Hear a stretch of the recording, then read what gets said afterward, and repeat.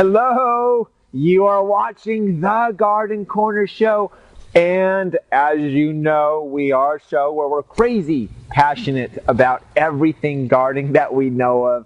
I am J-Dog, John Karstrom. I'm out here. We're trying to beat the sun is going down. We're trying to beat the sun, so at least you can see what we're talking about. I want to welcome some new fans, by the way, and so a quick hello, a quick shout out to Kathy Rich. Hi, Kathy. Pat Lux, Vicki Guile. Hi, Vicki. Cindy Sandquist Westfall, Karen Roberts, Susan Tipton, Shanda Stone. Shanda, keep up the good work that you do. Tiffany Gardner, Albert Koroloff, and Danny Stone. Danny, I love what you wrote on your Facebook page. It says, my short-term memory is not as sharp as it used to be. Also, my short-term memory isn't as sharp as it used to be. Thanks for the laugh. That's a pretty good saying. Certainly applies to me, by the way.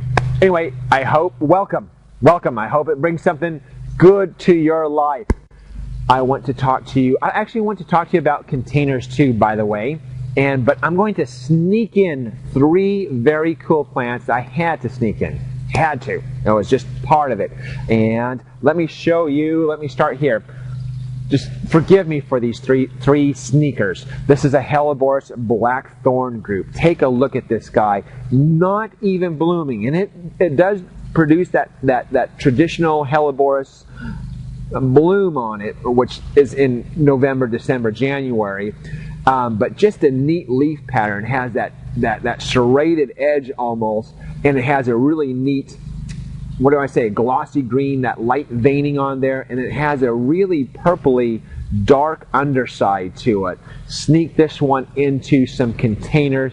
Likes to sit in that afternoon shade, of course. Also good in the ground. I want to show you another one too.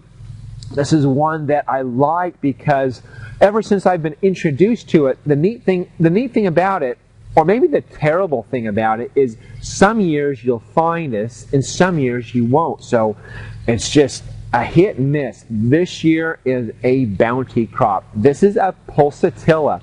It comes out with a really neat fern foliage to it. Comes out with these big, bold blooms on them, and they're just starting to close up for the evening time, but it comes generally in the purple. This also has a pink, and there's also a lighter pink. This one's called Pulsatilla Papageno, so a neat one for early spring bloom, and also very, very dependable, by the way. So about coming back.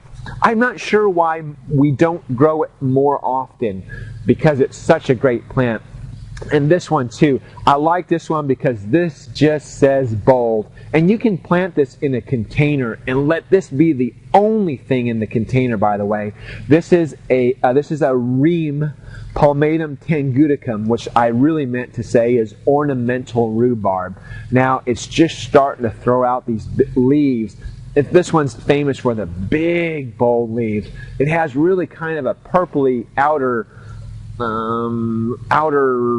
dark coloring that turns to a nice deep dark deep dark green in the summer months, but big and bold. Later on in the late summer, it throws out this red bloom. So if you're looking for a conversation piece plant in a container or in the ground, try this ornamental rhubarb. Another one, by the way, that I don't find around very often. So I had to sneak those 3 plants in. Let's talk about containers, because last video I talked about going bigger the better. So of course, what we're talking about soil volume, you certainly can do traditional containers, but I didn't mention that you can do containers in a lot of different ways. I'm just going to talk about straight containers. Certainly all kinds, metal, ceramic, plastic, fiberglass. But take a look at some other non-traditional planters. Let me introduce to you this guy right here. An old bucket. That's all this is just an old bucket. It has a great handle to it. So this is what KT did, by the way. She did some types of euphorbia, a nice, neat golden thyme. That brand new primrose, by the way, which is really supposed to be a continuous bloomer. a true perennial, some types of blue sedum in there, and some Acorus. Anyway, she made it from an old antique planter. So anything can be a planter. Take a look at what she did here. We did a bird cage in it. So just took a bird cage. Now when you have less soil volume, there's ways to make it up. She added some moss to this guy.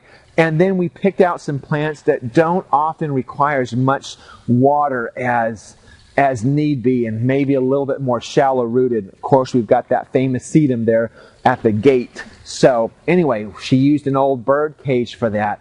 Let me show you some other things that she's done. This is one of my favorites here. She just took this antique here and then added this little clay pot. Again, it's that same sedum. And added a little bit of moss, by the way, just to soften it up. Now, she could have done this in a lot of different ways. We could have planted this straight into the container and made this a focal point.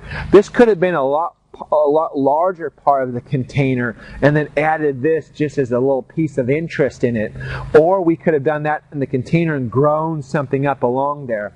We could have stuffed this full of moss and then added the sedums to the outside and actually created a dress and with different colors of types of sedum. And we'll get into that later, by the way. We've got a couple of monkeys and dogs that I want to show you how we do that. So anyway, that is another type of container.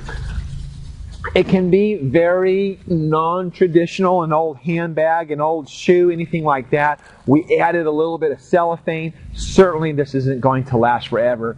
What in the world ever does? So we've added some cellophane, and never forget the accessories. That adds a little bit to the time of the year. So anyway, there's an old handbag there. And take a look at this guy right here. The neat thing about this is now, of course, when we do a shallow planter like this, we do a different type of plants. And take a look at that. It's almost like a pizza of sedum. So a lot of fun, very, very easy care, by the way. So if you're busy, you've got lots of things to do, and you really want to come home to something looking nice, this might be a way to go. But really, everything becomes a part of the container. I've got to show you another thing. It's kind of holiday-ish. So we went down to Michael's and found these eggs for sale. And what we did is cut right into them. We added a little bit of soil. On any of these containers, by the way, never forget the drainage holes. So add a little bit of soil, voila, voila, and then we get a container. So again, a little bit of thyme, a little bit of that sedum ogon, Acorus ogon. So something for the holidays. Everything becomes kind of, I guess, the whole world, like I told you 10 times before, becomes a container. Do I have anything else? Of course. I do have to show you a container that is well made to be a container. So lots of those, by the way. So anyway, that's the show for the day. I hope you got something out of it, because I can barely see you. If you didn't get anything at all from it, here is the quote for the day. Everything is okay in the end. If it's not okay, it's not the end.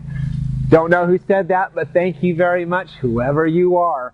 That's the show. Always remember, live your passion. See me ride